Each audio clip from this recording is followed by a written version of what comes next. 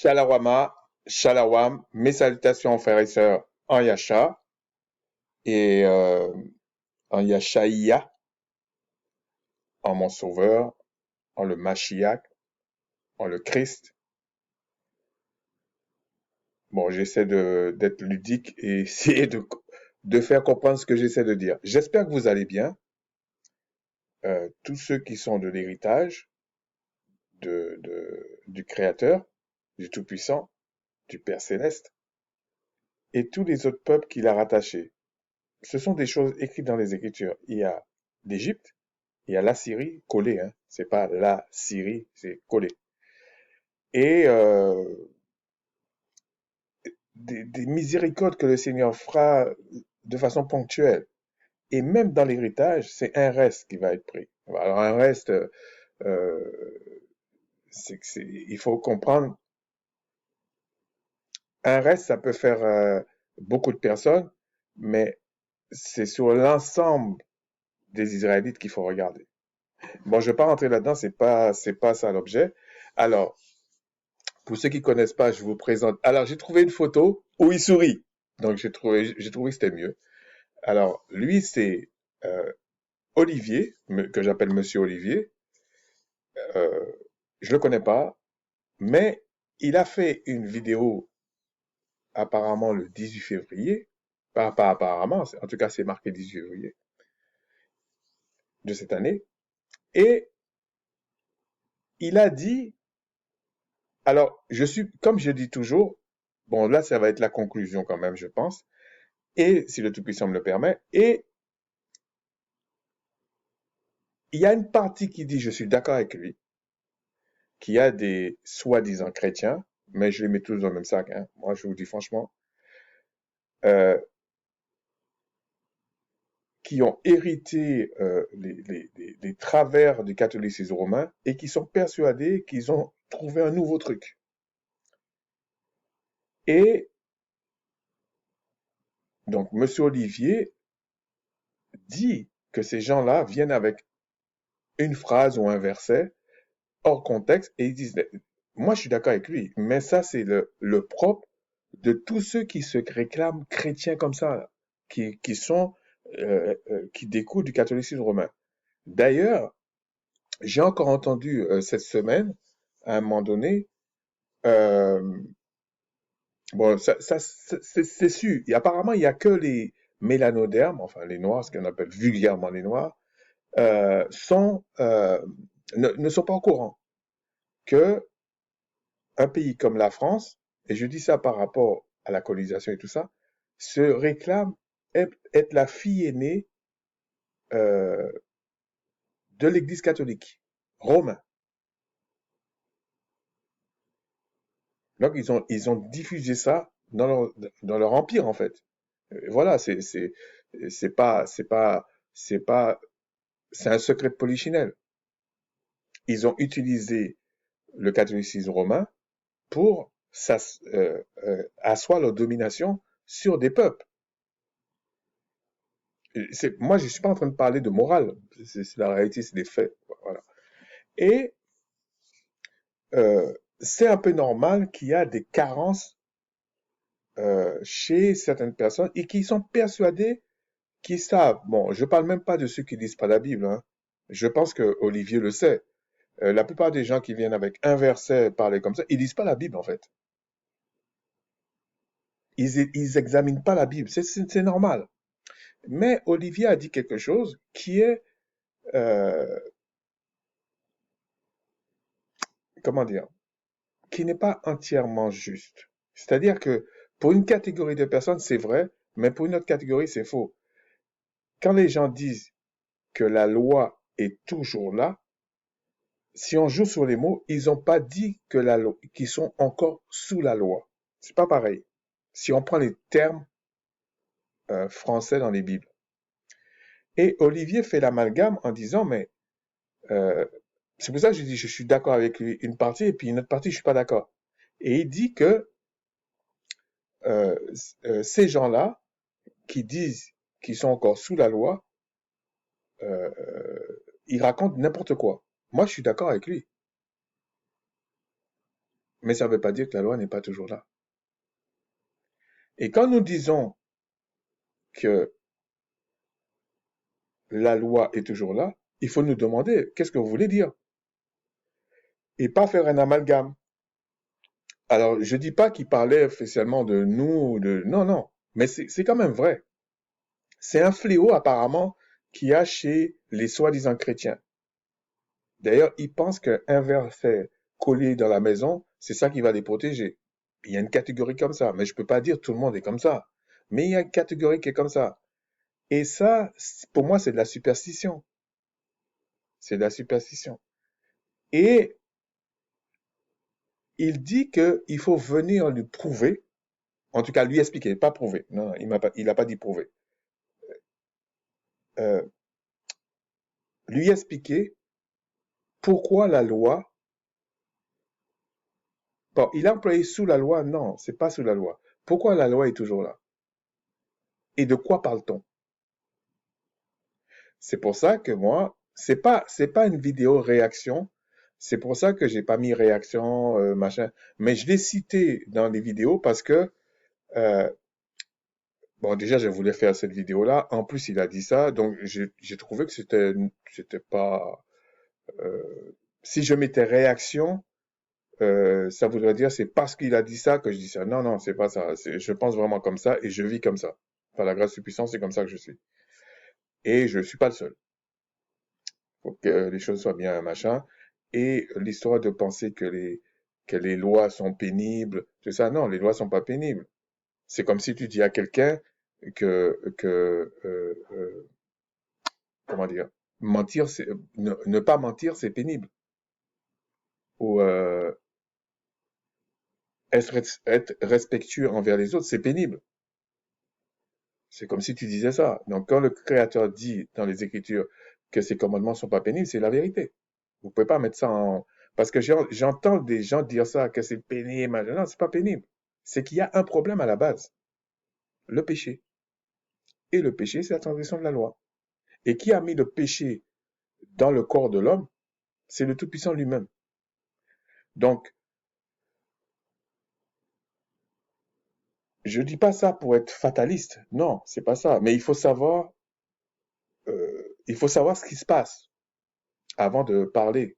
Et c'est un peu ce que je reproche à quelqu'un comme Monsieur Olivier. Je lui reproche ça parce que euh, soit il parle très vite, mais c'est comme s'il ne va pas jusqu'au bout de la démonstration parce qu'il veut placer une façon de penser. Moi, je suis pas contre. Moi, je suis pas contre ça. C'est sa foi, c'est sa vie, c'est son problème. Mais ce qui me gêne dans ces démonstrations, pour moi, c'est des fausses démonstrations, c'est qu'ils attribuent aux gens ce qu'ils sont en train de penser. Alors, c'est vrai qu'il a circonscrit les choses en disant les gens qui viennent avec un verset, moi je suis entièrement d'accord avec lui, mais la conclusion qu'il essaie de faire, là, il a généralisé pour tous ceux qui croient en la Bible. Et moi, je suis pas d'accord. Je suis pas d'accord parce que euh, moi, je pense que souvent les gens qui parlent d'une certaine manière des Écritures sont souvent des faux. Parce que moi, je m'en fous que tu parles d'une certaine manière ou pas. Et je parle pas d'Olivier, n'importe qui. Même moi, je m'en fous de ça. Moi, ce que je veux savoir, c'est comment tu démontres la chose et c'est quoi tes arguments.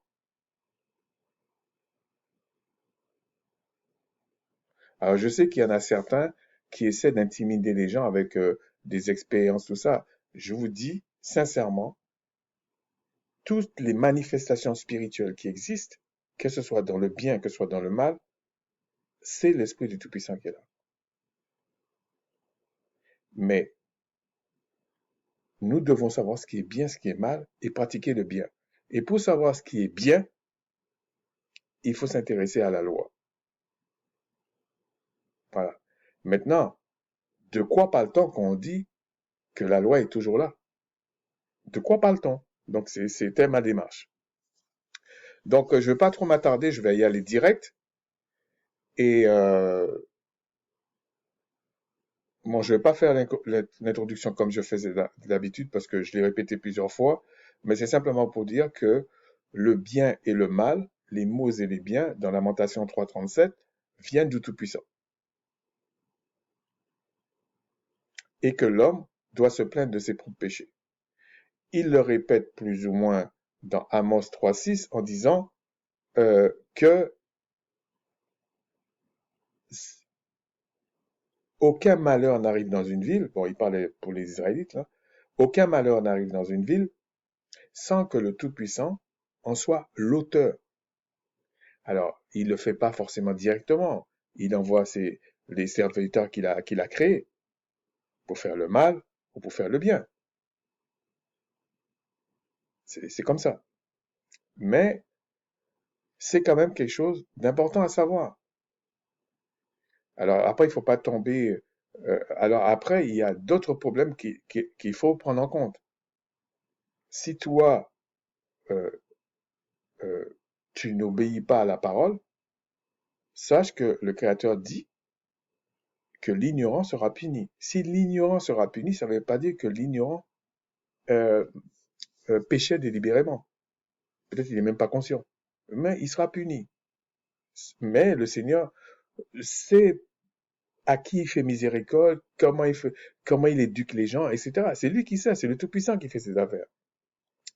Et de toujours penser qu'on doit aider le Tout-Puissant, d'ailleurs c'est ça qui crée le fanatisme, c'est les gens qui pensent qu'ils doivent toujours aider le Tout-Puissant pour la vérité. Non. Si tu connais la vérité, c'est une bénédiction pour ta propre vie. Et à travers ça, bah, le Tout-Puissant peut permettre que quand tu ouvres la bouche, en fait, tu peux éclairer d'autres personnes. Parce que toi-même, tu es comme une lumière, là. D'ailleurs, c'est une des raisons pourquoi ils ont mal interprété euh, le premier chapitre de Jean. Parce qu'ils aiment trop les fables. Ça, Olivier l'a pas dit. L'une des raisons pourquoi il y a tant de problèmes dans la Odyssée, parce que les dénominations qu'il y a là, c'est la Odyssée. Il faut sortir de là. Et la Odyssée, c'est un esprit. Donc, comme il a dit, il faut venir lui dire, venir lui expliquer en quoi la loi est toujours là. Donc, je me suis permis de faire ça. Parce que je me suis permis de le citer. Mais je devais déjà le faire. Pour ceux qui me suivent, je devais déjà le faire. Et c'est un peu ça. Donc, on s'était arrêté la dernière fois. Donc, je vais passer à autre chose. On s'était arrêté la dernière fois sur le fait que, comment je peux expliquer ça? Que les Écritures sont écrites par des érudits ou des scribes. Ça veut dire des professionnels de la littérature, que ce soit en grec, que ce soit en hébreu ou en araméen. Ce n'étaient pas des gens qui ont croisé un bout de papier avec de quoi écrire et puis qui ont décidé d'écrire comme comme les chrétiens pensent, que comme c'est le Tout-Puissant, alors quelque part il y a, je mets entre guillemets ce terme, la magie.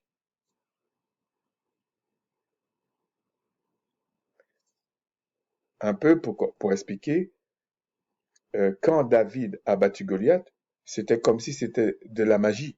Non, David a été formé par le Tout-Puissant. Il tuait déjà des lions. Le miracle, c'est quoi? C'est ce que le Tout-Puissant a utilisé par David pour faire tomber Goliath. Mais David avait déjà été formé mentalement, spirituellement. Donc, il y a pas de, je dis entre guillemets, magie. Il n'y a pas de magie, là. Il n'y a pas de fable. Mais quand tu entends la plupart des personnes qui viennent me parler sur de la Bible, qui essaient de me parler ou qui parlent de la Bible et tout ça, c'est la galère. D'ailleurs, à ce propos, j'ai oublié de vous reparler de ça. Ça, c'est... bon, maintenant, ils disent l'intelligence artificielle le met dans toutes les sauces, mais à la base, c'est c'est- c'est- c'est- comment on appelle ça, un mélange entre les big data et puis ce qu'on appelle l'intelligence artificielle. Donc, presque un robot, en fait. Ça a donné l'intelligence artificielle, mais bon. Et, regardez, YouTube essaie de savoir qui je suis. Alors là, la plupart des choses qui me met sur le côté là, je regarde même pas. Je regarde même pas. Je sais même pas si j'ai regardé Armando dans ce truc-là. Je sais même pas. Mais la plupart, je regarde pas. Peut-être je vais regarder celui-là la prochaine fois de Monsieur Olivier parce que ça m'intéresse parce que je veux faire une vidéo sur Matthieu 5 et Matthieu 6 pour toujours lui répondre parce qu'il a fait une démonstration que moi je suis pas d'accord. Ça prouve qu'il n'a pas été jusqu'au bout. C'est mon avis. C'est mon avis. C'est vrai que c'est mon avis. Mais vous allez en juger vous-même. Et je disais que les scribes et les érudits, comme l'apôtre Paul qui a créé les Écritures, euh, n'étaient pas. Ils savaient pourquoi ils mettaient un titre, pourquoi ils faisaient ça. Ils savaient pourquoi ils faisaient ça. Et donc, quand les gens viennent et me raconter n'importe quoi, comme si ça devait être entre guillemets, de la magie, et puis ils appellent ça révélation. C'est pas ça une révélation. C'est pas ça une révélation. Donc, et puis on peut le démontrer comme on veut, mais c'est pas l'objet là, ok? On va pas allonger la vidéo. Et ensuite, il y a le fait que, ah, j'ai oublié de faire quelque chose. J'ai oublié parce que ça a son importance. Donc, je vais faire une pause là et je vais vous revenir. Oui, c'est parce que j'avais oublié de, de rappeler quelque chose. Donc, c'était ça. Oui. Donc, avant de conclure sur pourquoi on regarde la loi, qu'est-ce que c'est quoi la loi en fait? Qu'est-ce que la loi révélée par Macha c'était? Et qu'est-ce que la loi révélée par Christ c'était? Parce qu'on parle aussi de la loi de vie. Donc, il y a aussi une loi.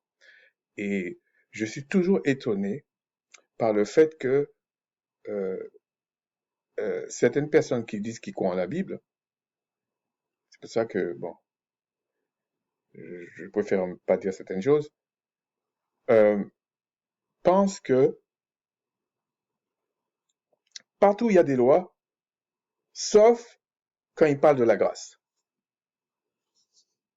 J'estime que c'est de l'imposture et c'est comme du faux témoignage. Parce que j'ai l'impression qu'ils pensent que euh, même pour construire une maison, c'est construit d'après des lois. Les gens vont dire, ouais, les lois d'architecture, mais c'est des lois.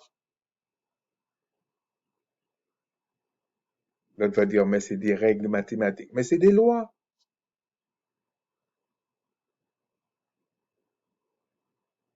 Et je vous ai montré dans l'autre vidéo que dans les Écritures, on dit que la loi était les règles de la science et de la vérité.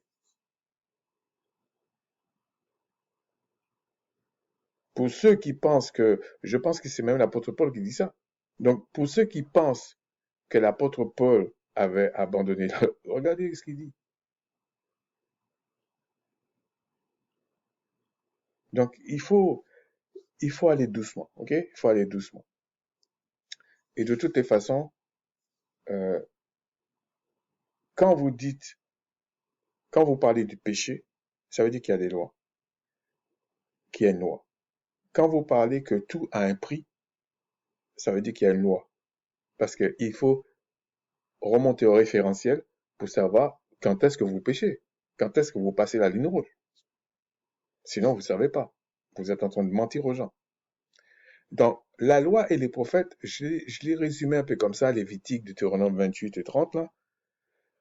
Je l'ai coupé en trois parties, mais on peut prendre la décomposition que Christ avait proposée en disant euh, tu adoreras le Créateur, enfin tu lui amèneras un culte, lui et lui seul. Les gens vont dire que ça, c'est Certains vont dire, ça c'est la verticale entre l'homme sur la terre et le Créateur qui est dans les cieux, ou au-delà des cieux. Ça dépend de la maturité de certains. Et, la maturité de certains, je veux dire. Et, tu aimeras ton prochain comme toi-même, c'est la partie horizontale, c'est-à-dire ce qui se passe sur la terre. Il y en a qui le font comme ça. Christ l'a pas plus ou moins, l'a dit comme ça. Mais on peut, euh, ce qui concerne le Créateur, on peut aussi euh, le diviser en deux parties, c'est-à-dire la loi des sacrifices et la loi des convocations, des fêtes ou cérémonies, tout ça. Et puis, aime ton prochain comme toi-même, j'ai résumé ça en la loi sociale ou les lois sociales. Euh, il y a d'autres décompositions, ça dépend, mais ça revient à la même chose. Ça revient à la même chose. Et il y a aussi euh, cette partie-là. Alors, souvent les gens disent la première alliance ou la deuxième alliance. En fait, si on veut être tout à fait honnête, l'alliance a été faite avec Abraham. Ok? Et c'était déjà annoncé, hein. C'était déjà annoncé, on verra peut-être ça là ou une autre fois. C'était déjà annoncé. Donc, euh, le Créateur avait déjà choisi Abraham. Je vous expliquerai ça une autre fois, c'est pas ça. Et donc, la, lorsqu'on dit première alliance, c'est comme une disposition ou un avenant d'une alliance ou d'un contrat. Et c'est pour ça que j'ai mis des dispositions de l'alliance. Parce qu'il y en avait deux. Mais il n'y avait pas que, il y avait d'autres alliances que le Créateur faisait comme ça, mais je parle de cette alliance pour la vie éternelle. Je précise bien. Peut-être que je n'ai pas fait, mais je précise bien. Alors, j'ai mis de côté deux faits.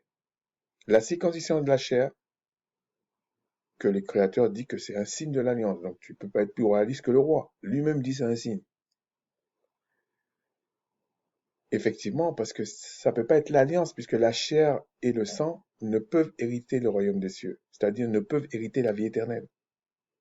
Donc, si tu crois que la circoncision de la chair, c'est pour la vie éternelle, tu n'auras jamais la vie éternelle. Parce que quand le Créateur va ressusciter tout le monde, que ce soit la première résurrection ou la seconde résurrection, il n'y a pas la chair. Donc, tu ne pourras pas amener ça devant le tribunal pour dire, regardez, je suis circoncis. Ouais. Et que vont faire les femmes? Donc, ça tient pas la route. Donc, c'est un signe de l'alliance dans un contexte particulier.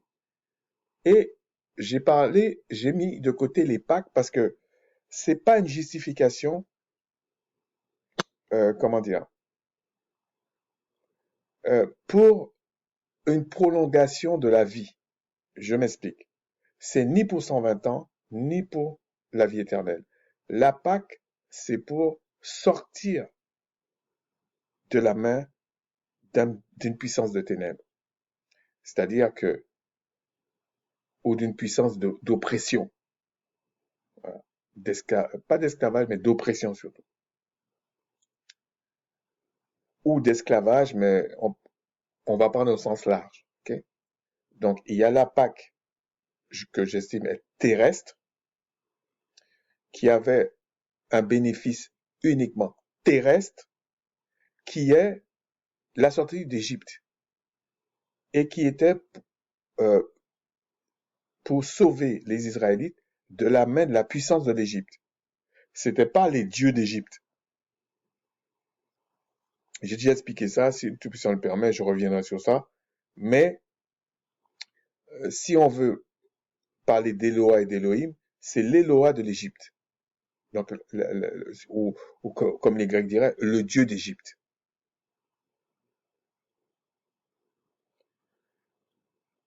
Et l'autre Pâque, c'est Christ qui l'a aussi réalisé. La première, ils ont pris des animaux et ça se passait dans les maisons.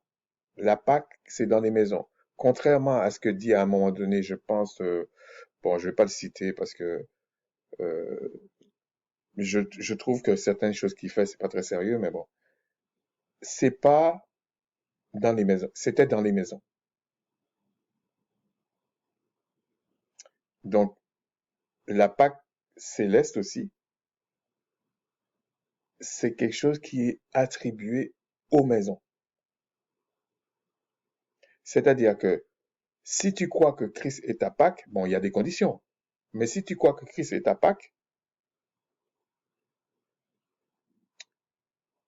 c'est pour ça que ça part depuis ta maison. Il n'y a pas un endroit où tu dois aller pour dire non, non. La Pâque, ça n'a jamais été ça. Donc, la Pâque terrestre, on a enlevé tous les Israélites de la main euh, de la puissance de l'Égypte.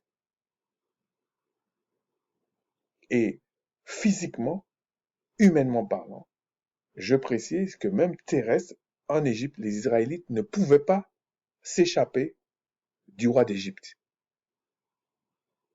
Ça a son importance. Ça veut dire que peu importe ce qu'ils allaient faire, ils ne pouvaient pas s'échapper.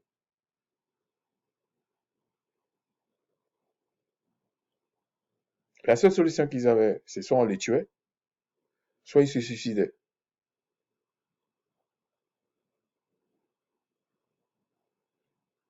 Mais quand ta femme et enfant, tout ça, on peut te faire un chantage. Il y a plein de choses, donc c'est compliqué.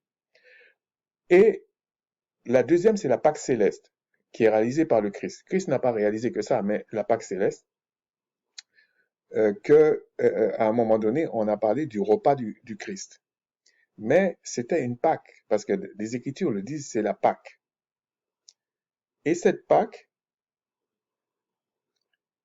euh, c'est pas la sortie des mains de, de la puissance de l'Égypte, mais c'est carrément de la puissance de celui qui dirige enfin qui dirigeait, qui dirige ce monde, en tout cas, on va dire euh, la puissance des ténèbres, pour être large.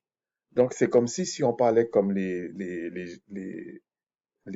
Grecs, c'est comme si tous les dieux des ténèbres, donc aussi bien le chef, qu'on va dire le diable, mais tous les autres diables, parce que diable c'est adversaire, hein, tous les autres diables avec. Et le dernier ennemi, ce sera la mort, l'esprit de la mort. On va plus mourir. Et ceux qui ne seront pas justifiés par le Christ, puisqu'on emploie le terme tout de suite, seront détruits après la seconde mort, après la seconde résurrection, pardon. Ils seront détruits.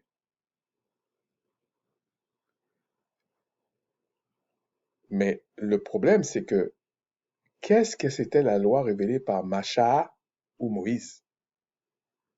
La loi, on pouvait le couper en deux parties encore. Il y avait les œuvres de justification pour vivre 120 ans, en tout cas pour avoir la possibilité de vivre 120 ans, et tous ne vivaient pas 120 ans, hein, parce que ça transgressait, ça machin, et ça concernait Israël, c'était pas le monde entier, parce que le monde entier connaissait pas la loi révélée par Macha. Il fallait qu'ils viennent en Israël découvrir ça, mais sinon ils connaissaient pas. Et ils avaient des contraintes parce qu'il y avait aussi le service fait par les sacrificateurs, pour les sacrifices d'animaux, tout ça, pour remplir les conditions de la justification. Et ensuite, il y avait les autres lois. Il y avait, euh, on va résumer en disant les bonnes œuvres, ou de temps en temps on dit les bonnes œuvres, de temps en temps on dit si tu respectais pas, tu pratiquais des œuvres mortes, etc. Ou tu peux, on va te dire les œuvres de l'esprit, ou marcher selon l'esprit. Le problème, c'est que le Créateur dit déjà, l'homme n'est que chair, donc il va vivre, il a borné sa vie à 120 ans. Et les Hébreux ne faisaient pas la distinction entre la chair et le corps. Ce sont les Grecs qui faisaient la distinction. J'ai déjà expliqué ça, il suffit de lire la Bible, vous allez comprendre. Et ou regarder en hébreu ou en grec. Ce que beaucoup refusent de faire, c'est comme ils sont attachés, ils peuvent pas aller faire ça. Ou alors c'est très compliqué pour eux de faire ça. À ce moment, si c'est très compliqué pour toi de faire ça, peut-être t'es pas appelé à parler des Écritures. C'est peut-être ça la réalité. Donc, ces œuvres-là, qui étaient, que tout le monde devait faire, y compris les sacrificateurs, donc que tu sois pas sacrificateur, sacrificateur, homme, femme, même enfant, tu es soumis à une loi. Et c'est ça qu'on appelle les bonnes œuvres. Mais c'était écrit dans la loi révélée à Macha. Tu dois pas, comment dire, tu dois pas tuer tes parents, tu dois pas dérespecter tes parents, tu dois pas mentir, tu dois pas manger telle chose, tu dois pas faire. Mais c'est ça les bonnes œuvres. Pourquoi? Parce que si tu manges n'importe quoi, comme on voit dans ce siècle, tu vas choper plein de maladies cardiaques, obésité. Euh, euh, euh, je parle pas de ceux qui sont malades, c'est les gènes, là, c'est encore notre problème. Mais je parle ceux qui ont été fascinés par cette société et qui se sont détruits, en fait. Et c'est triste, que ce soit des hommes ou des femmes, des enfants. Et c'est pas propre à l'Amérique du Nord, c'est faux, ça. Et les gens se sentent tellement mal, ils font n'importe quoi et ils croient n'importe quoi. Comme il est dit dans Proverbe 22:3, les simples avancent et ils sont punis. Je ne suis pas en train de condamner les gens, non, pas du tout. Mais la personne pense que l'autre est tellement bien intentionné en face, donc il peut manger n'importe quoi parce qu'on lui dit, je parle pour ceux qui disent qu'ils croient à la Bible. Ah, c'est la grâce, on peut manger n'importe quoi. Bon, il y en a qui sont plus compliqués, hein. Euh, Ils vont te dire non, on peut manger n'importe quoi. Mais quand ils vont voir le médecin lui dit de ne pas manger ça, bah manger ça. Tu dis non, non, je dois pas manger ça, je dois suivre les prescriptions du médecin. C'est pas mauvais. Donc, il écoute plus le médecin que les écritures. Ça, quand même un malaise, hein. Mais bon. Mais les écritures disent aussi, maudit soit l'homme qui met sa confiance dans l'homme. En plus, pour se détourner du Créateur. Tant pis. Donc, c'est quand même un problème. Mais et ces sujets-là sont pas abordés vraiment dans la Odyssée, hein. Ça, c'est, non, non. Ça, il faut pas aborder ça. Là, ce qu'on les vend, c'est que euh, tu as la grâce en Christ, un Christ qu'ils connaissent même pas. Tu as la grâce en Christ, et puis tu fais ce que tu veux. Mais quand tu vas regarder le nombre de personnes malades qui parlent de la Bible, c'est une catastrophe. Et qu'est-ce que les gens vont dire? Pour s'excuser toujours, parce que c'est un déni. Oui, mais c'est normal qu'il y a des gens malades parce que ils sortent du monde. Oui, je suis d'accord. Mais ils doivent pas rester malades des années. Pas vrai ça. Le Créateur n'est pas un sadique. Il n'a pas envoyé son fils mourir pour des prunes. Oui, il y a des maladies de l'âme, il y a des maladies du corps. Et si ton âme se porte bien, ton corps va se porter bien. Faut arrêter de raconter des bêtises aux gens. J'entends des fois certains qui font des trucs sur Internet parce que des fois je regarde un peu comme ça. Je comprends pourquoi certains sont paumés. Je comprends pourquoi certains sont paumés. Ils expliquent pas. Il dit non, ça c'est pas ça. Ils balancent des dogmes. Ils expliquent pas en fait. Donc la personne ne peut pas s'en sortir non plus. Mais peut-être c'est sûrement le Seigneur qui permet ça parce que c'est lui qui choisit en fait. Donc la loi révélée par le Christ, Yahshai, lui, il est venu faire une œuvre de justification. Donc on le résume avec une œuvre, mais en fait c'est parce que euh, on fait allusion à celui qui pardonne les péchés. L'œuvre par laquelle le Tout-Puissant a dit, voilà, j'accepte ce sacrifice pour pardonner les péchés, toujours de son peuple. Parce que dans la loi, révélée à Macha, on explique très bien que il faut que ce soit quelqu'un de la famille qui vient te racheter. Et, j'ai oublié de dire ça, les Écritures montrent très bien, et d'ailleurs le Créateur le dit lui-même, en tout cas par un de ses prophètes, que c'est lui qui avait vendu Israël en Égypte. Et c'est lui qui a sorti Israël gratuitement. Il a fait la même chose en Christ. Puisqu'il avait dit, il a enfermé l'homme dans le péché. Tous les hommes. C'est lui qui a fait ça. Et c'est lui qui va sortir les hommes qu'il veut du péché.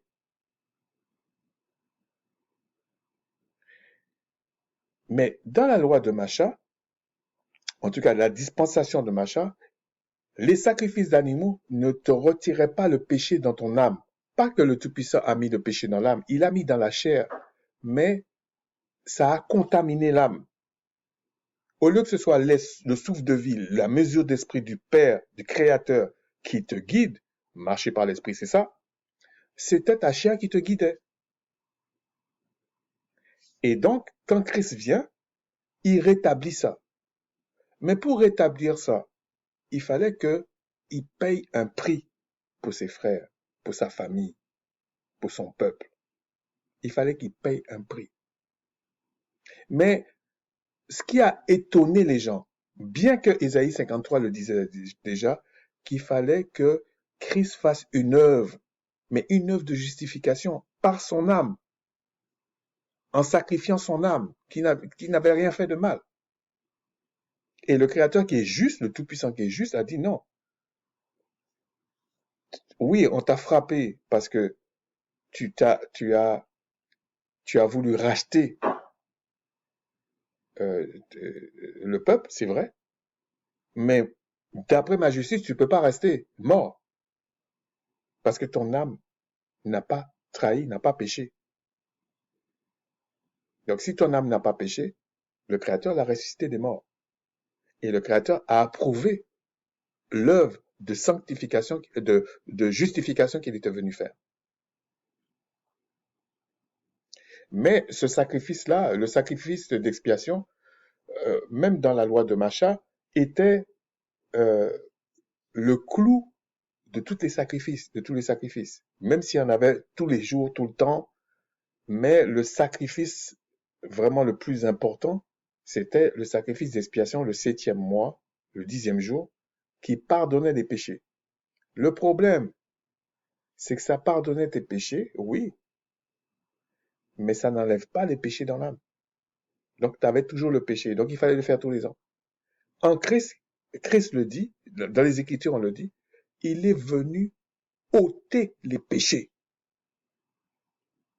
Il ne peut pas venir dire, je suis venu ôter les péchés dans l'âme, dans la chair, dans le corps. Parce que ce corps charnel-là, ne peut pas hériter le royaume des cieux. Il est venu enlever le péché dans ton âme.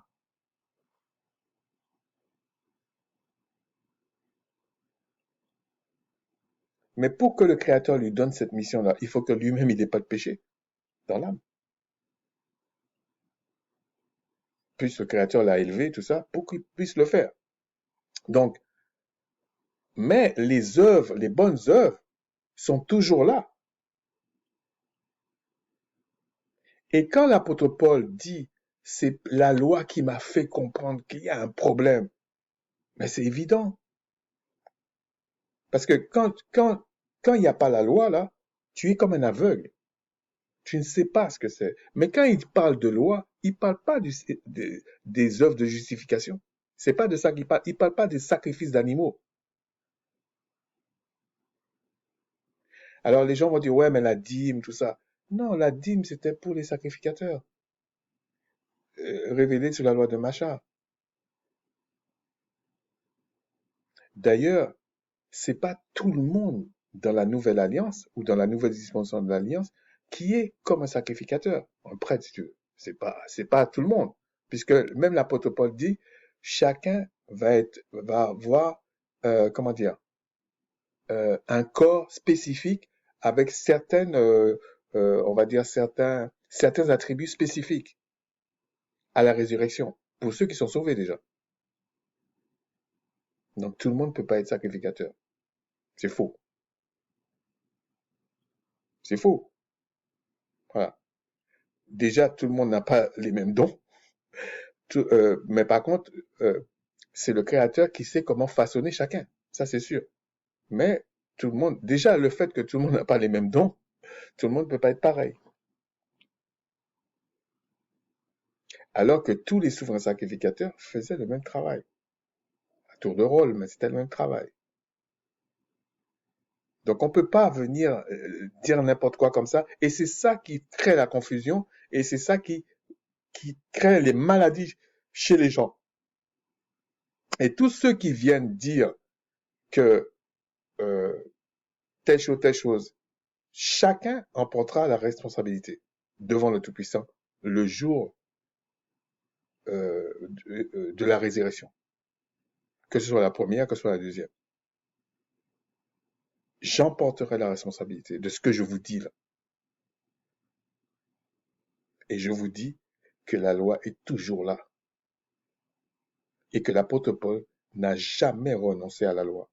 Il a renoncé à certaines choses parce que c'était justement des choses qui étaient accomplies, qui n'étaient pas la justification pour 1000 ans, enfin pour l'éternité, bah, c'est mieux que 120 ans. Moi je suis à la place de l'apôtre Paul, entre guillemets, moi je vais dire, mais 120 ans, pour moi, c'est de la boue.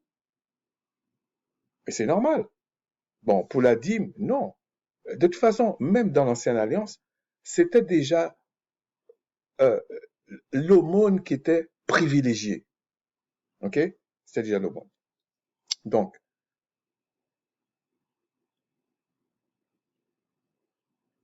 euh,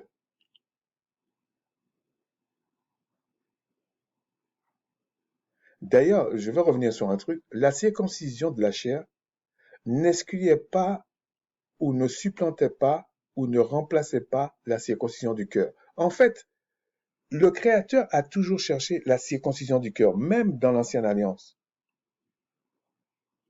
même dans le Jardin d'Éden. C'est ça qui est le plus important, en fait. Mais, quand c'est la chair, c'est la chair. La disposition de la loi révélée à Macha, c'était pour la purification de la chair. On comprend. Et d'ailleurs, euh, euh, bon, je vais aller doucement. On va aller dans, on va aller dans Jérémie 9. J'espère que je me suis pas planté dans le truc parce que je le trouve pas déjà. Ah oui, ok.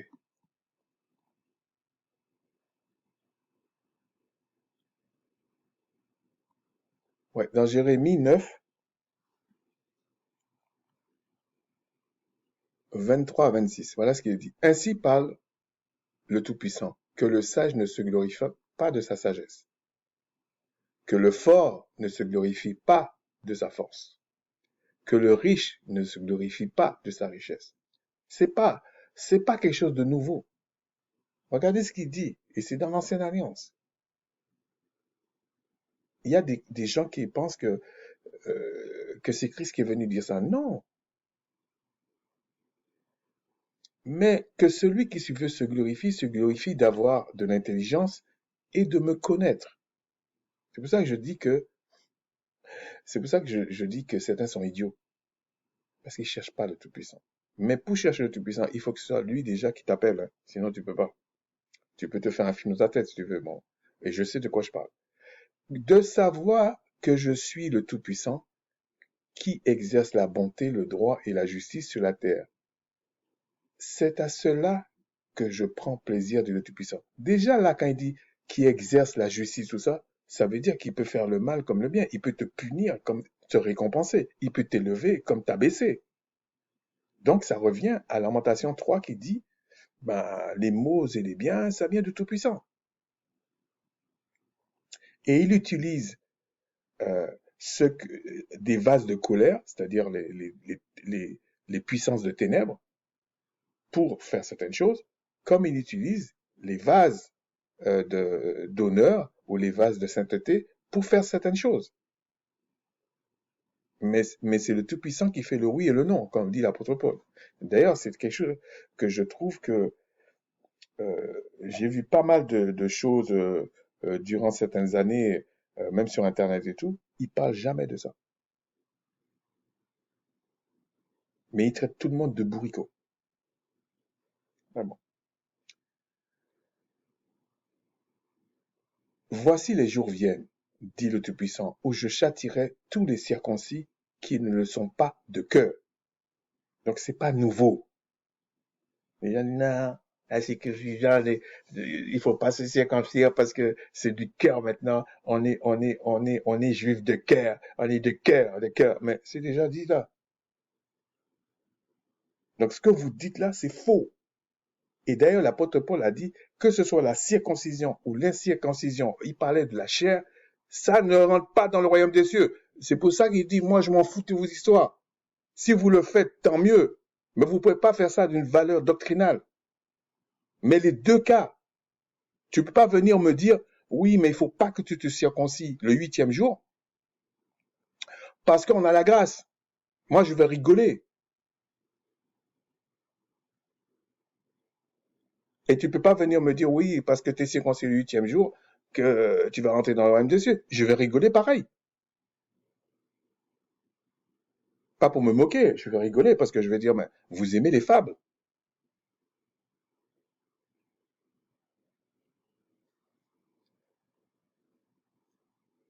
Si moi, j'ai un fils là comme ça, ou quelqu'un vient me dire, tu as un fils, euh, et puis tu connais les choses, ok? Je paraphrase, hein, tu connais les choses. Il me dit, mais je vais circoncire mon fils le 8e jour. Pourquoi je vais lui dire non? Par contre, je vais lui dire, ne prends pas ça comme excuse pour dire que ton fils est supérieur à tout le monde. Ah non, tu l'as fait par la foi. Ok, ok. Mais déjà avec Abraham, le signe de l'alliance, bon, le Créateur a dit la chair, mais le vrai signe de l'alliance, c'était le cœur d'Abraham. C'est pour ça qu'on dit Abraham est le père de la foi pour le salut éternel.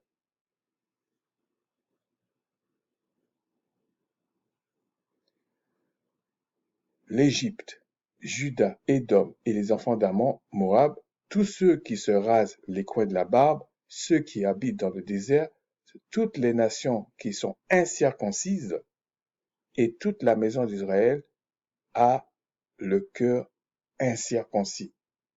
Donc, en fait, le Créateur montrait déjà, parce que l'Égypte, il y avait la circoncision de la chair. Hein. Tous ces endroits-là, il y avait la circoncision de la chair. Comme par hasard, regardez, on parle de Juda, Édom, les enfants d'Ammon, Moab, mais on ne vous parle pas de... Bon, Juda ici, euh, bon, pour ceux qui comprennent bien là, Juda ici, c'est plus le royaume du Sud. Ça veut dire que le royaume du Nord, bon, il faisait pas vraiment la circoncision, mais peut-être qu'il y en avait, mais c'était pas un point crucial comme la maison de Juda. C'est pour vous dire qu'en fait, tout est dans les Écritures. Et ce que nous voulons, en fait, c'est que le Tout-Puissant défende lui-même sa parole et arrêter de croire que les gens ont écrit la Bible comme ça. Ils ont vu de la lumière, ils ont commencé à écrire, et puis c'est comme un robot qui écrivait. Non, le Seigneur les a formés. Vous pouvez vous moquer de nous aussi, hein, c'est pas un problème. Chaque chose a un prix. Chaque chose a un prix. Ensuite, on va aller dans euh, Romains 4, 1, 17. Je ne sais pas si je vais tout lire là, parce que j'ai pas grand-chose, mais ça peut me prendre beaucoup de temps en fait.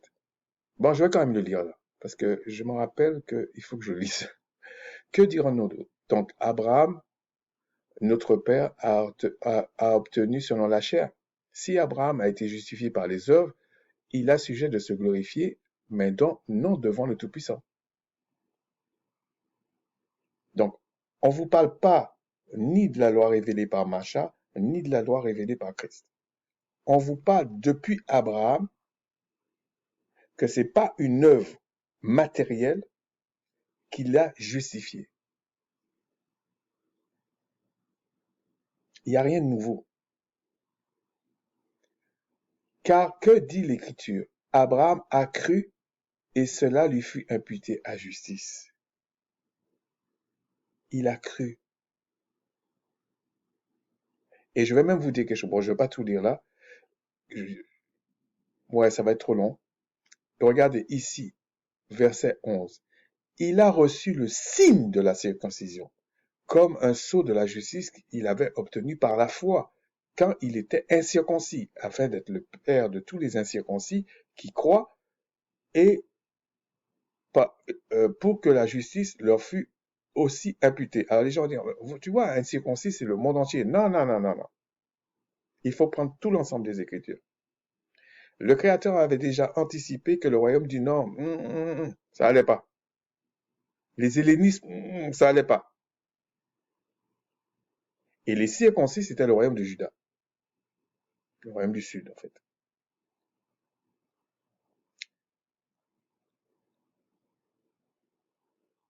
Regardez, verset 13.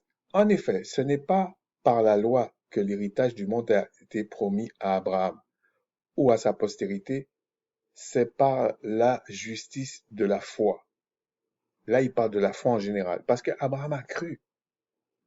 Donc, la loi révélée à Macha, à Moïse, il fallait la foi aussi. C'est pour ça Habakkuk dit, le juste survivra par ma foi, par la foi, par la foi en ce que je dis.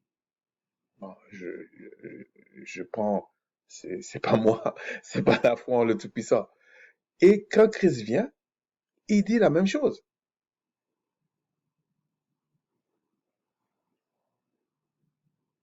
Oui, on m'a dérangé, mais bon, c'est comme ça. Alors, je disais que on parlait de la foi. Donc, quand Christ vient, il dit la même chose. Il dit, si vous me croyez, et je vous dis, la loi de Macha, c'était la même chose. Il croyait en ce que disait Macha. Parce qu'on avait érigé Macha, le Tout-Puissant a érigé Macha, comme étant un Éloa, un Dieu, comme il a fait avec Christ. C'est pour ça que c'est pas étonnant que dans la version grecque, on dit que Christ est Dieu. Mais c'est un Dieu. Après, vous prenez comme vous voulez, je m'en fous en fait, je vous le dis. Allez vérifier vous-même.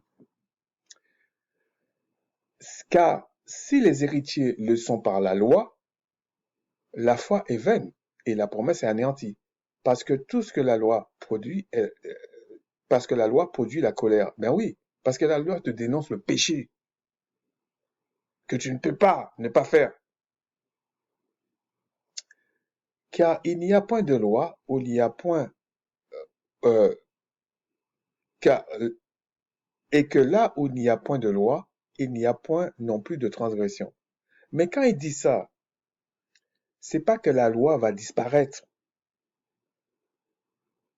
On est dans Romains, hein? On va continuer. Et puis après, il parle des héritiers, tout ça.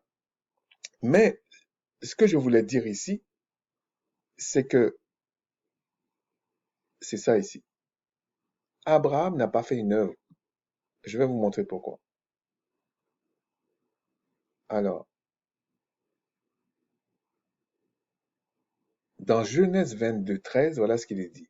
Abraham leva les yeux et vit derrière lui un bélier retenu par un buisson par l'école. Et Abraham alla prendre le bélier et l'offrit en holocauste à la place de son fils.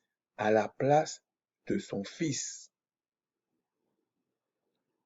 Abraham a cru, il a eu l'intention de faire la chose parce que le Créateur lui avait parlé. Mais Abraham n'a pas fait le sacrifice de son fils. Tous ceux qui étudient bien les Écritures comprennent l'importance de ça. Il a fallu que ce soit un bélier. Et le fait que ce soit un bélier, ça n'enlevait pas les 120 ans qu'on a révélés à Macha.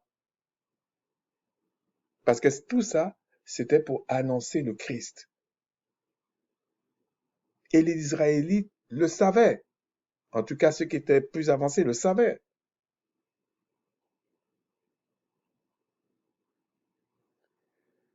Donc ici, on ne parle pas, c'est pour ça qu'on dit Abraham crut.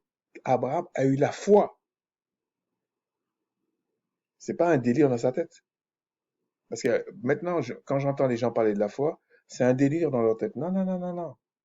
Les gens savaient très bien ce qu'ils faisaient. Même pendant la disposition de l'alliance avec Macha, ils savaient très bien ce qu'ils faisaient.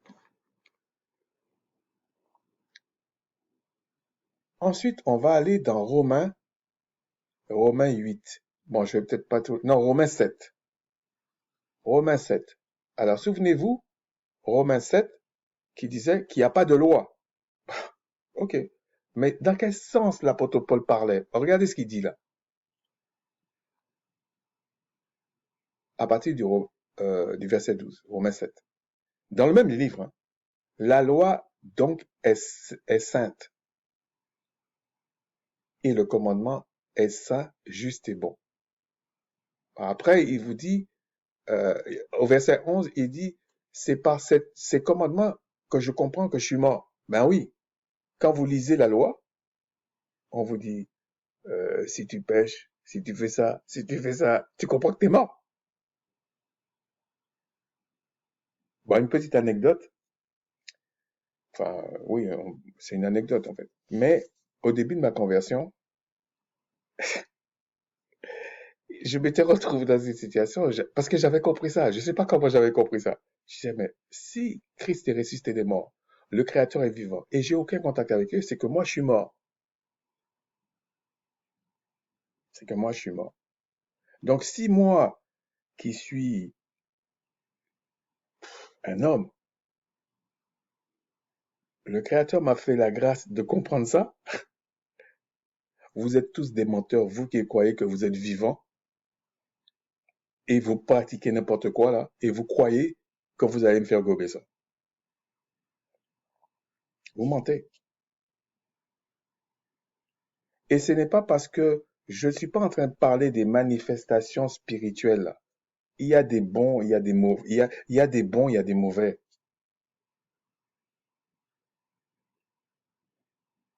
Tout est spirituel. Et voilà ce qu'il dit. Ce qui est bon a-t-il été pour moi une cause de mort? Loin de là. Mais c'est le péché afin qu'il se manifestât comme péché en me donnant la mort parce qu'il est bon. En fait, il veut dire, le fait de lui dire la vérité, de lui dire les lois, les lois de la science, de la vie, c'est une bonne chose. Mais ce qui est mauvais, c'est que en lui révélant la vérité là, il comprend qu'il est mort. C'est comme quelqu'un,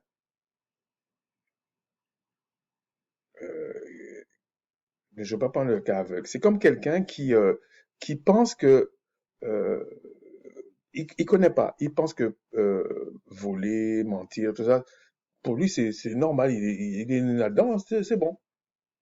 Puis un jour on lui explique,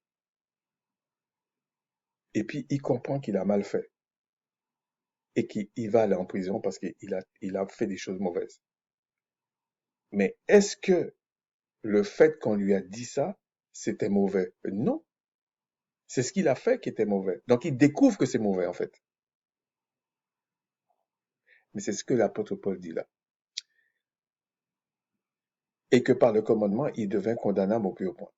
Nous savons en effet que la loi est spirituelle, mais moi, je suis charnel, vendu au péché. Il parle de quoi là?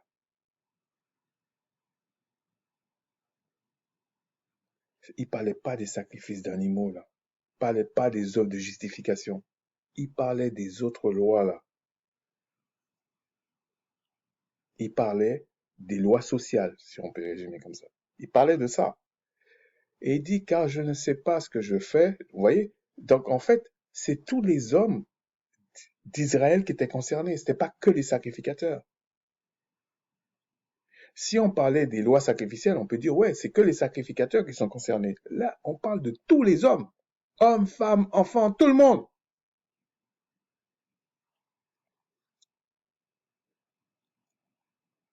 Et il finit en disant, et maintenant, ce n'est plus moi qui le fais, mais c'est le péché qui habite en moi. Donc, il comprend qu'il est malade. Il comprend ça, en fait, que le péché le domine. Alors, Romains 8, je ne vais pas tout lire non plus, parce que c'est une conclusion en tout cas. Romains 8. Ah, mince, Romains 8. On va aller comme ça. Parce que je vais rentrer dans les détails après, donc c'est pour ça. Donc voilà, Romains dit, il y a donc maintenant aucune condamnation pour ceux qui sont en Christ. En effet, la loi de l'esprit de vie, on vous parle encore de la loi, en Christ m'a affranchi de la loi du péché et de la mort.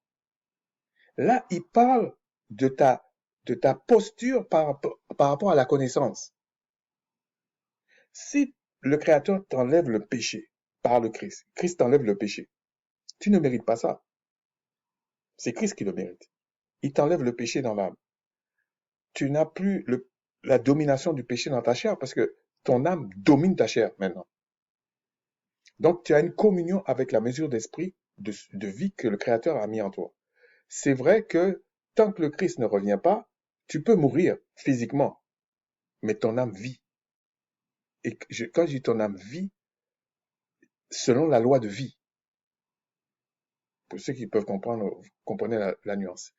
Et il dit, on- le fait que tu as la loi de vie en toi, donc la semence du Père qui a grandi en toi, tout ça, tu es affranchi de la loi du péché qui était en toi.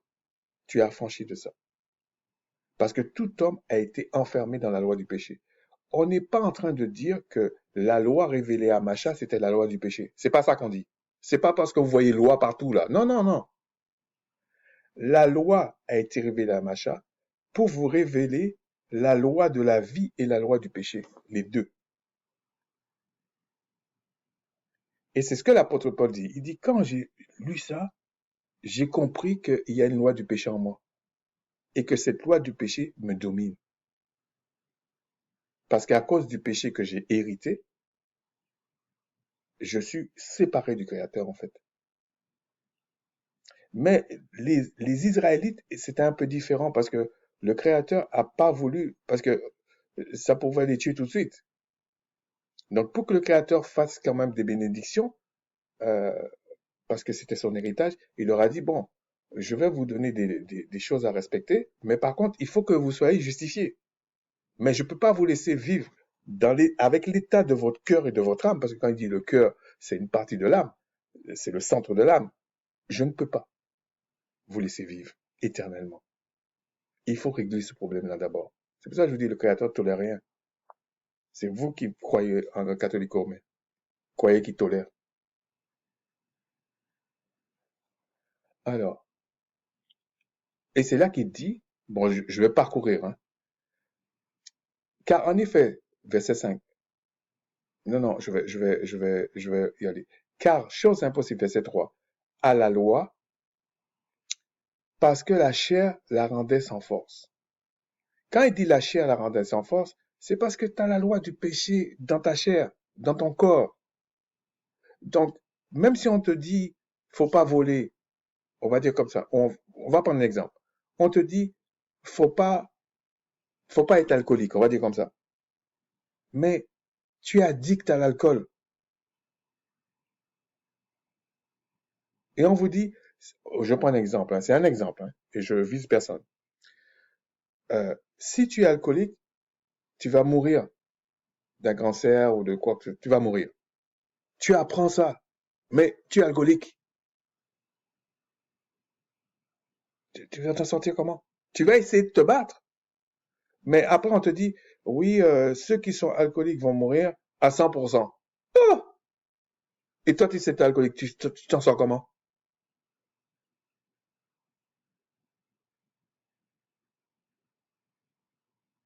Mais la loi révélée à Macha, quand on disait ça, à cause des sacrifices d'animaux, comme c'était pour le, le bien-être du corps et tout ça, donc le Créateur permettait, c'est comme un avant-goût de la grâce, permettait que tu sois guéri de l'alcoolisme. Donc il y avait déjà ces miracles-là sous la dispensation de Macha. Il y avait même déjà des résurrections des morts, mais pas des résurrections des morts pour l'éternité. Il y avait déjà ça. Mais quand on dit ça, c'est simplement pour expliquer que ce n'était pas pour la vie éternelle. Mais si maintenant tu as la vie éternelle, tu as forcément aussi les miracles qui se passaient dans la dispensation de Macha, de Moïse. Si tu vis éternellement, on va prendre comme ça, tu vis forcément 120 ans, hein. Je sais pas comment expliquer ça. Et là, il dit, verset 4. Et cela afin que la justice de la loi fût accomplie en nous, qui marchons non selon la chair, mais selon l'esprit. Regardez, la justice de la loi fut accomplie en nous. Bon, en français courant, là, quand il dit la justice de la loi fut accomplie en nous, c'est-à-dire que tu as été délivré du péché et que comme tu marches selon l'esprit, ben, même si on te dit il faut pas être alcoolique, il faut pas mentir, il faut pas ceci, tu le fais pas. Ça te dit rien. Là, tu vois que le Créateur t'a enlevé de ça. C'est pas que tu as pris un truc pour remplacer un autre. Non, non, non. Affranchi. Affranchi, c'est affranchi. Là, vous comprenez l'importance du Christ dans la Pâque, le fait que le Christ soit la Pâque, le fait qu'il a donné sa vie pour l'expiation de tes péchés, le fait qu'il est le souverain sacrificateur, il a été fait à quelque chose. Et ça vous confirme qu'il est ressuscité des morts. Vous savez la preuve en vous qu'il est ressuscité des morts. Je ne peux pas rentrer dans trop de détails. Vous savez. Parce que c'est pas Toto que tu as invoqué. C'est pas Tata, c'est pas je sais pas quoi. C'est des choses précises que vous demandez. La chose arrive par la grâce tout-puissant. Et des petites choses comme des grandes choses. Donc de ce côté-là, ne venez pas vers nous avec ce genre de trucs. Mais si tu as un héritage, si tu dis que tu es héritier, tu dois pouvoir m'expliquer ton héritage. En plus, tu prétends me la donner. Tu es généreux, c'est bien. Mais je prends quelqu'un qui peut m'expliquer l'héritage et quelqu'un qui ne peut pas m'expliquer l'héritage. Je crois plus celui qui peut m'expliquer l'héritage. Ok. Et après, il explique tout ce qui est tout ça. Je ne vais pas lire ça parce que ça va être un peu trop long. Ça va être trop long. Alors, je ne sais pas pourquoi j'avais pris ce passage-là en plus. Ouais, c'était pour dire qu'il n'y a plus de condamnation en Christ. Mais on voit quand on lit tout ça, euh, regardez, Si vous vivez, verset 13, si vous vivez selon la chair, vous mourrez. C'est ce que je disais, l'alcoolisme et tout. Vous mourrez. La loi de Macha, la partie qu'on dit les lois sociales, t'expliquait ça. Si tu fais ça, tu vas mourir. Ça n'a pas changé. Quand il dit, ah, c'est ça qui vous gêne, si vous vivez selon la chair, donc c'est nouveau. Non, non, c'est pas nouveau. C'est pas nouveau. La preuve, lorsqu'on dit dans Hébreux 9 que la loi révélée par Macha, c'était pour la purification de la chair, pour la purification de la chair, ça veut dire que la chair avait un problème. Il y avait une loi dans la chair qui allait pas.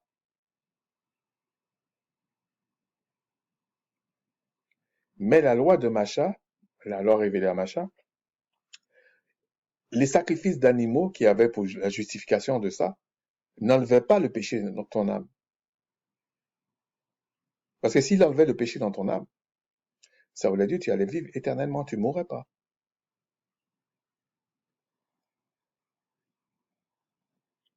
Mais si par l'esprit vous faites mourir les actions du corps, vous vivrez. Vous voyez? Par l'esprit, par la mesure d'esprit, comme ton âme fusionne avec, tu as le pouvoir sur ton corps, sur la chair. Tu as le pouvoir sur les puissances des ténèbres. Tu as le pouvoir sur ce monde.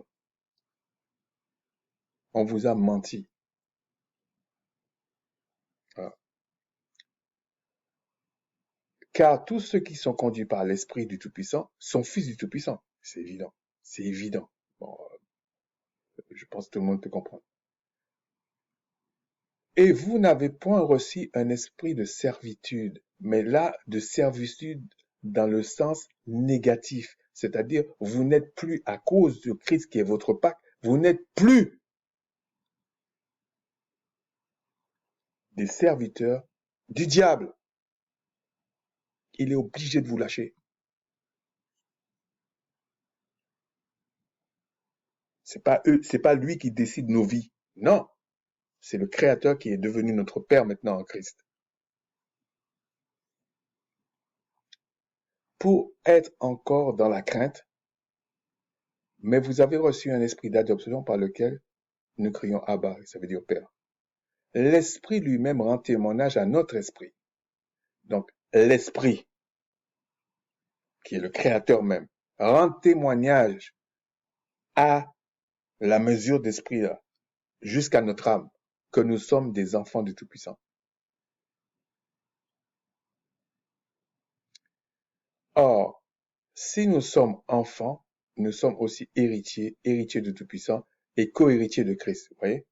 C'est Christ l'héritier en fait. C'est lui qui mérite l'héritage. Nous, on est un petit peu, nous, on en profite. Moi, je suis content, hein? Moi, j'en profite. Si toutefois nous souffrons avec lui, afin d'être glorifiés avec lui. Bon, cette partie-là, c'est à tous les niveaux, ok? Ça dépend ce que le Seigneur décide pour chacun. Mais on va aller regarder 8:16. Ça, c'est quoi? Romains 8:16.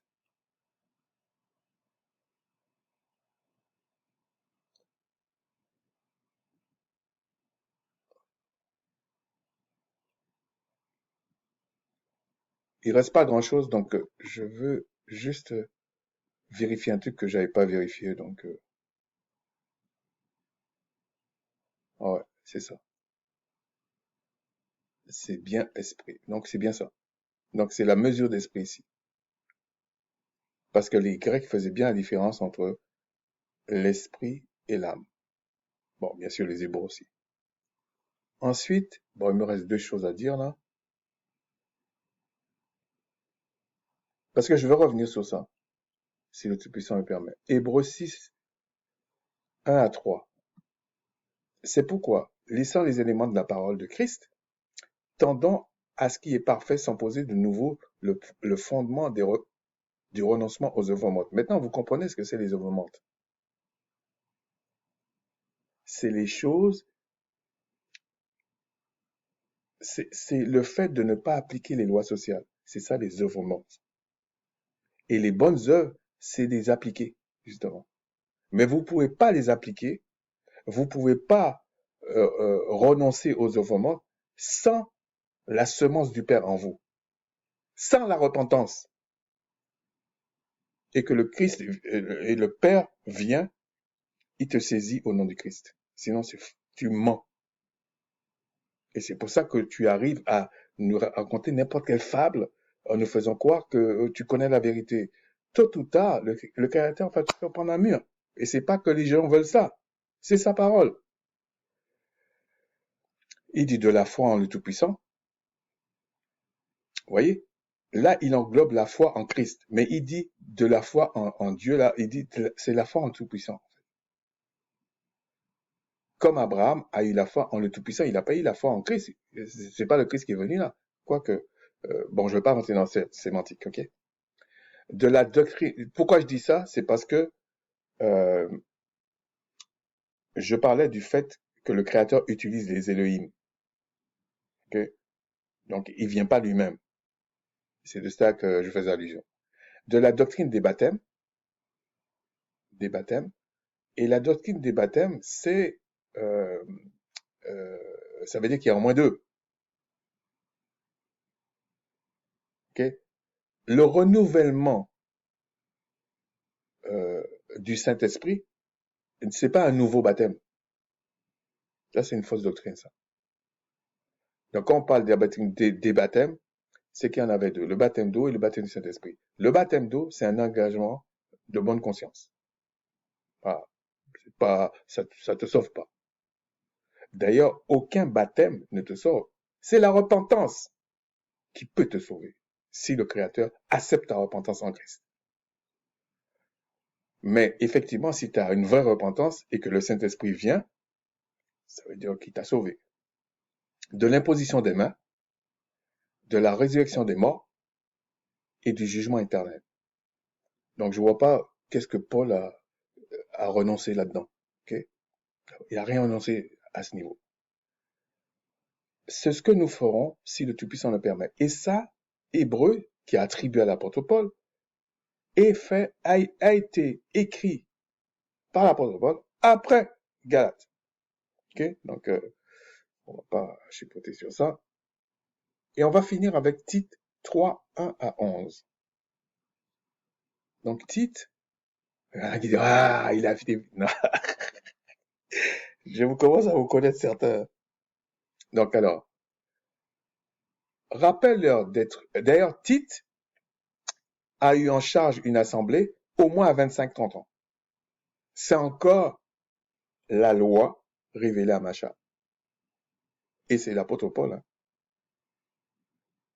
soi-disant qui a abandonné la loi, qui ne veut pas la loi. Non. L'apôtre Paul a abandonné les sacrifices d'animaux, a abandonné comment on appelle ça?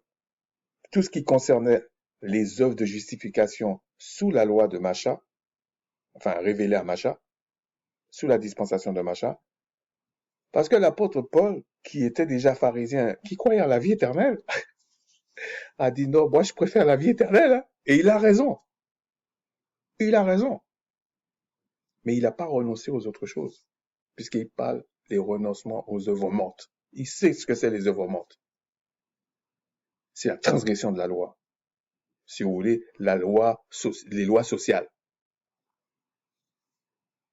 Si on prend la même chose, où il n'a pas renoncé à, si on prend la décomposition du Christ, il n'a pas renoncé à, euh, comment on appelle ça? Il n'a pas renoncé à aimer son prochain comme lui-même. Il n'a pas renoncé à ça. Voilà. On va compacter.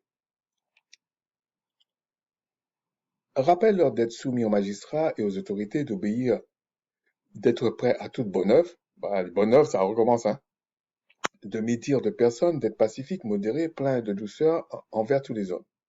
Car nous aussi, nous étions autrefois insensés, désobéissants, égarés, désobéissants de quoi? Désobéissants de quoi? Des lois sociales.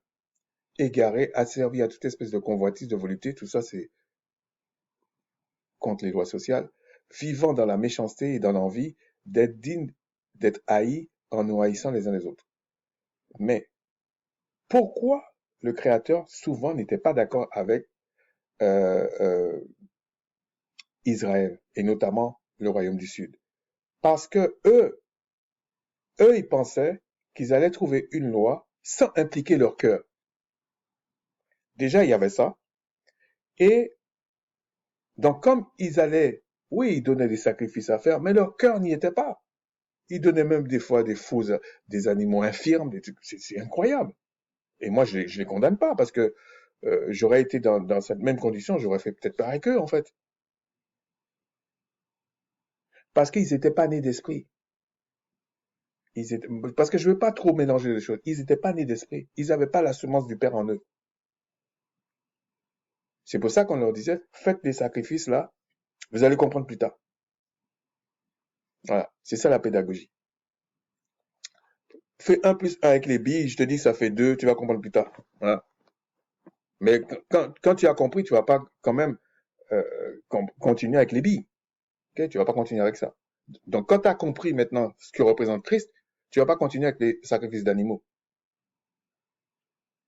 Tu vas pas continuer à donner une importance démesurée à la circoncision de la chair. Parce que toi-même, tu dis que la chair et le sang ne peuvent pas hériter le royaume des cieux. Tu oses me dire ça. Et tu vas pas venir me dire, ah, chouette, je veux rentrer dans le royaume des cieux parce que je suis pas circoncis de la chair. Je dis, je m'en fous. De toute façon, la chair et le sang ne peuvent pas hériter le royaume des cieux. Que tu me parles de la circoncision ou pas de la circoncision, tu rentreras pas dans le royaume des cieux avec ça. Par contre, si tu sais qui t'a justifié, il va se faire connaître à toi. Parce que là, ça veut dire que ta repentance a été prise en compte. Mais pour que tu te repentes réellement, il faut que tu te repentes selon la vérité. Sinon, tu es en train de te faire un film. Mais lorsque la bonté du Tout-Puissant, notre Sauveur, et son amour pour les hommes a été manifesté, donc a été manifesté en Christ, il nous a sauvés non à cause des œuvres de justice que nous aurions faites, vous voyez, des œuvres de justice que nous aurions faites, ça marche pas ça, mais selon sa miséricorde par le baptême de la génération et le renouvellement du Saint-Esprit. Alors il y en a il y en a qui comprennent pas parce que baptême, il faut bien comprendre que baptême, c'est te plonger dans quelque chose. Et là, on parle du Saint-Esprit. Mais ceux qui sont vraiment baptisés du Saint-Esprit comprennent ce que ça veut dire là. Bon, c'est moi qui ne veux pas parler de ça là. Mais quand ceux qui sont vraiment baptisés du Saint-Esprit, ils ont l'impression qu'on les a plongés dans de l'eau.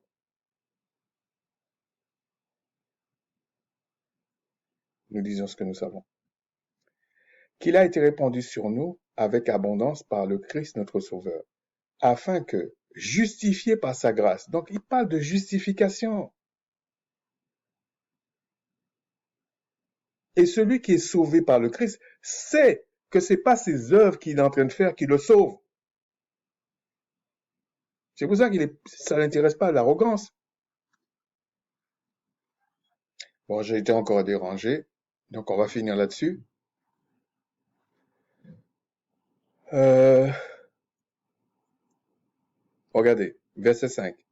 Je ne sais pas si j'avais... Non, à cause... Oui, c'était là où on était. Qu'il a répondu, verset 6, sur nous avec abondance par Christ, notre Sauveur, afin d'être justifiés par sa grâce, nous devenons en espérance héritiers de la vie éternelle. Héritiers de la vie éternelle. C'est ça, vraiment, la différence entre la loi révélée à Macha et la loi révélée par Christ. Cette parole est certaine. Je veux que tu affirmes ces choses afin que ceux qui ont cru en le Tout-Puissant s'appliquent à pratiquer de bonnes œuvres. Donc, ils pratiquent certaines choses. Ben, les bonnes œuvres, c'est pas les œuvres mortes. Et les œuvres mortes, c'était ce que révélait la loi de Macha pour le péché.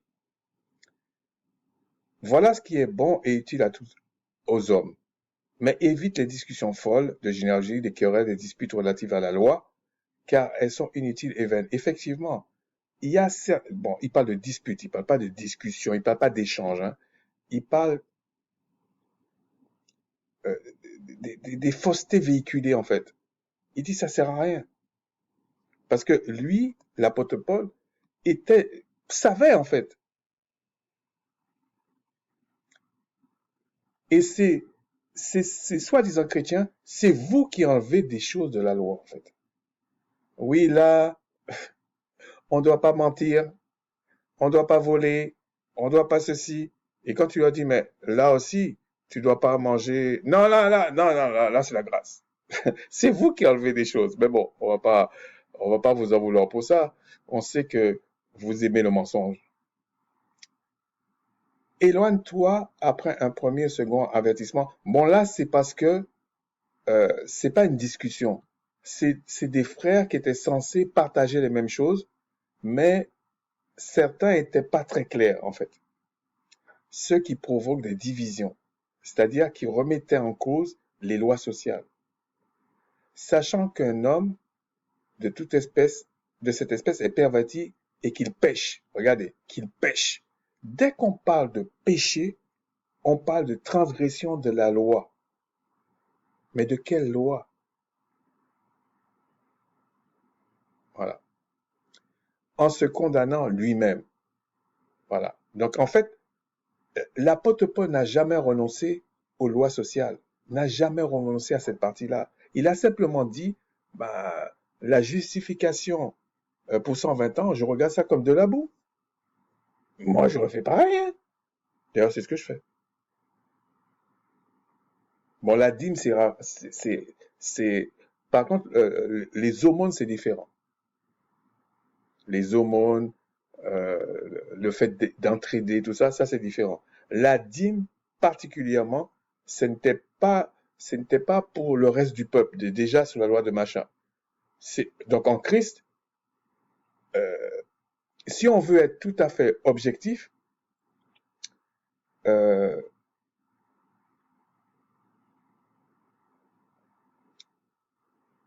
la dîme, déjà, c'est souvent pas d'argent, et la dîme, ce serait pas, euh, comment je peux expliquer ça? Il faudrait qu'il y ait un temple et pas plein de petits temples là. Ça n'existe pas. Il y ait un temple central. Et le temple central aujourd'hui, bien sûr, on nous dit que c'est nous le temple. Mais ça, c'est pour une autre raison. Mais le temple, il est dans les cieux, hein. Donc, il faut envoyer l'argent là-bas. Et l'argent, c'est même pas l'argent. C'était de la nourriture. Mais la chair et le sang ne peuvent hériter le royaume des cieux. Donc, ta nourriture qu'on mettait comme la dîme dans l'ancienne alliance, c'est plus valide. C'est plus valide, en fait. Donc, on est en train de vous mentir parce que vous refusez le grec, vous refusez l'hébreu, vous refusez d'examiner les choses. Vous pensez que la grâce, ça veut dire que c'est, c'est, c'est la cour du roi Péto. On fait tout ce qu'on veut. C'est la grâce. Non, il y a encore la loi. Mais on va aller plus en détail, ok? Sur ce, je vous dis Shalawama, Shalawam, et puis mes salutations, et on va continuer. On va continuer. On va parler peut-être la prochaine fois, je ne sais pas de quoi. Peut-être Matthieu 5. Qu'est-ce que Christ a voulu dire? Et qu'est-ce que Christ disait? Et puis là, à ce moment-là, tu pourras me cracher dessus, Olivier. Tu pourras me dire ce que tu veux. Sur ce, je vous dis shalom.